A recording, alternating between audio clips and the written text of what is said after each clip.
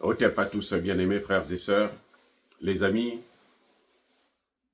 le dernier opposant, encore resté un peu crédible, je dis bien un peu, pas beaucoup, mais un peu crédible, Monsieur Martin Fayulu est tombé dans le piège de Paul Kagame.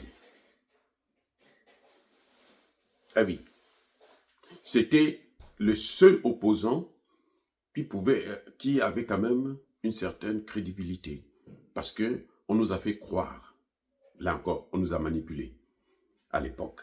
C'est Paul Kagame et tout son parterre d'experts à la fois africains et occidentaux qui avaient créé cette fausse information qui aujourd'hui se vérifie par les faits.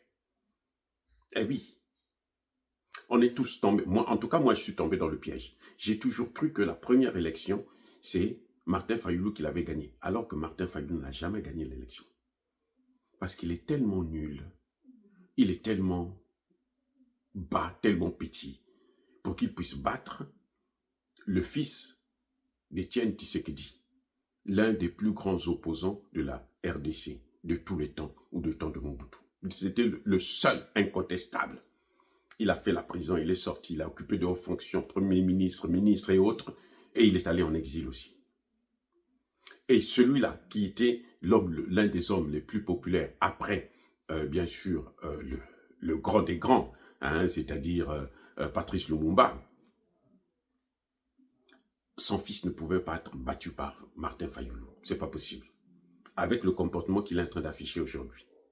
Martin Fayulu, jusqu'au début de cette guerre, Martin Fayulu pensait, nous a dit que, effectivement, le Rwanda était l'agresseur du Congo. Mais il n'y avait pas que le Rwanda, il y a aussi l'Ouganda.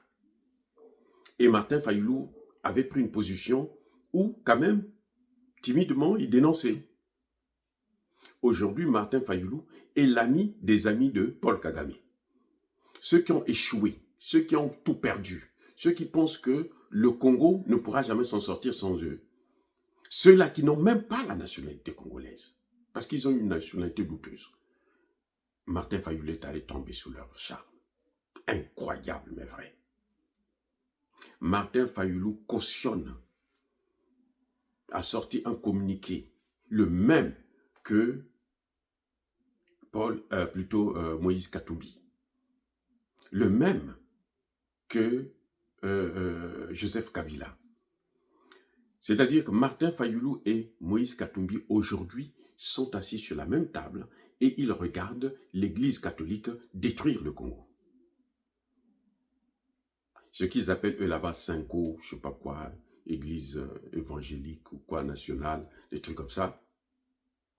Ceux-là qui sont allés au Rwanda pour négocier avec le Rwanda, ceux-là qui sont allés à Goma pour négocier avec les terreaux, ceux-là qui sont passés chez Ruto pour négocier avec Ruto, Martin Fayulu cautionne leur position, alors que le gouvernement, la position officielle du gouvernement, c'est de ne pas négocier avec les groupes qui ont pris des armes pour déstabiliser la RDC. Et surtout, depuis que le dossier est maintenant au niveau des Nations Unies, où il y a maintenant une résolution du Conseil de sécurité de l'ONU, une résolution du Conseil de sécurité de l'ONU. L'Union européenne s'apprête à prendre des sanctions. L'Union européenne, beaucoup des pays européens ont déjà pris des sanctions. L'Angleterre, la Grande-Bretagne, l'Allemagne, la France, aujourd'hui, la France à peine hier, je crois, a pris des sanctions. Donc, c'est là que Martin Fayulu va tomber encore pour dire non, la procédure de négocier avec Kagame, de négocier avec... Parce qu'aujourd'hui, le fait que le dossier soit au niveau des Nations Unies, même les négociations avec Kagame sont finies, terminées. Tant que Kagame ne va pas retirer toutes ses troupes, tant que les gens ne vont pas baisser les armes, je vous apprends qu'on est en train de découvrir des corps dans le fleuve qui borde Goma. Les amis, c'est horrible. Et Moïse Katumbi croit que ceux qui sont morts là, c'est rien du tout. Il faut continuer à laisser Kagame pourrir la situation du Congo. Et Moïse Katumbi, quand on cherche maintenant quelle est sa nationalité, eh ben, Je vous dis, il n'est pas congolais. De souche, il s'est naturalisé. On croyait que sa mère était congolaise, même sa mère n'est pas congolaise. Ça dit que, et Martin Fayulu qui est congolais à 100%, je ne sais pas combien on lui a donné. Parce que Moïse Katumbi est en train de dépenser des millions, peut-être même des milliards de dollars pour chercher à faire tomber Tshisekedi, pour faire échouer le projet qu'il y a entre la RDC et les États-Unis pour la sécurité dans l'Est contre les matières premières. Martin Fayulu est tombé dans le piège. Parce que lorsque la Senko, l'Église dit que nous sommes en train de gérer la situation, c'est comme si on veut dire à la communauté internationale que vous avez tort, vous ne valez rien, c'est nous qui connaissons la chose, parce que nous sommes ici, c'est nous qui maîtrisons les circonstances, nous voulons que les choses se passent comme nous sommes en train de faire. Donc vous pouvez arrêter vos sanctions, vous pouvez tout arrêter, les amis. Mais je pense que cette fois-ci, c'était la dernière goutte d'eau qui a fait déborder le vase. Moïse Katumbi est tombé plus bas que terre. Et ce sera très, très, très difficile pour lui de se relever.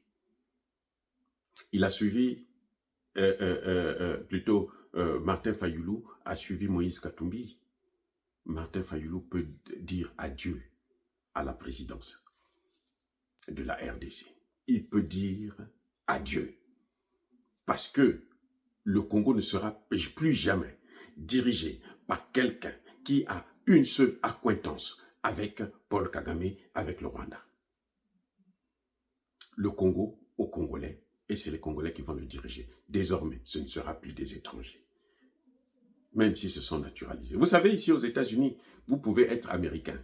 Moi, je suis américain, mais je n'ai pas le droit de me présenter comme président de la République, par exemple. C'est la loi. Le Congo fera pareil. Peut-être même pire. Donc, sachez-le, que pour Martin Fayulu, les carottes sont cuites.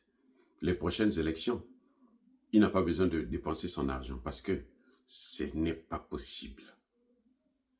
Et l'Église, Senko et Kuala, qui veulent déstabiliser le pouvoir de Kinshasa, qu'ils sachent que ce temps-là est révolu.